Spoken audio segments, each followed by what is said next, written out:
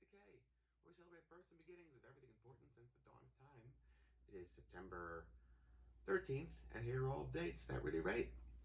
On this day in 1908, May Questel was born, who was one of Max Fleischer's live or real life Betty Boops. She did her voice and bared a passing resemblance to her.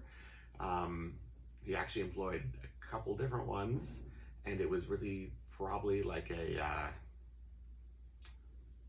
business or legal ploy to cut Helen Kane out of any of the profits that he was making off of the Betty Boop series, because Betty Boop predated, Helen Kane predated Betty Boop, and it became a really intense legal battle. And I don't know, the women that stepped up and were Betty Boop in the meantime are pretty interesting themselves. Yeah. What else? 1969, on this day, the Toronto Rock and Roll Revival occurred. This is a super cool festival. This is the first time that you really had a lot of the original 50s rock and roll artists playing again. They'd all fizzled by this point, but you had Gene Vincent, Bo Diddley, and there are a lot more. Jerry Lewis, I believe. And these are all people you have to remember. This is maybe 10 years since they were huge, like the biggest stars on the planet. In the meantime, the world had trudged along into the Beatles era, and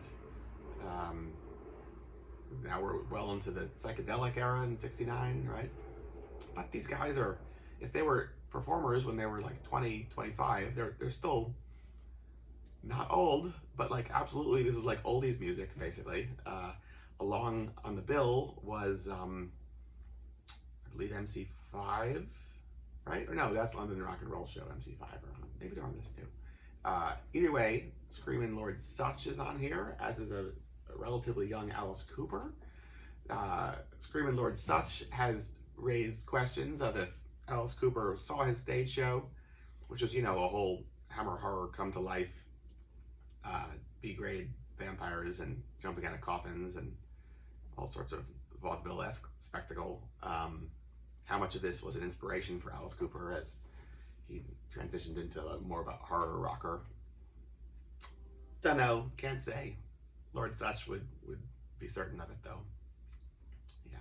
Anyway, it's a super cool event, and it's the first of its kind, and it kicked down the door for a lot more, because this started to become like a regular thing, really, with a resurgence of rock and roll, original 50s rock and roll, which eventually paves the way for the punk movement. Yeah. What else? Kolchak the Night Stalker. The TV series premiered today, 1974. It's a great show, full of all sorts of monsters and creatures. It kind of predates, I guess, the X-Files, maybe, and is really dated in all the best ways. Just like, 1970s aesthetics. Yeah. And last, but certainly not least, on this day, 1986, Pee-wee's Playhouse, the TV series, premiered. Okay, it's not Pee-wee's Big Adventure, and it's not the HBO special, but it still holds a very close place in my heart.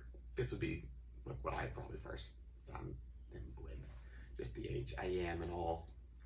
Yeah, so there you go, September 13th, that's the whole day. All things you can base your life around, should you have the time, see fit, don't want to just wake up and put on Spotify. There you go, till tomorrow, goodbye.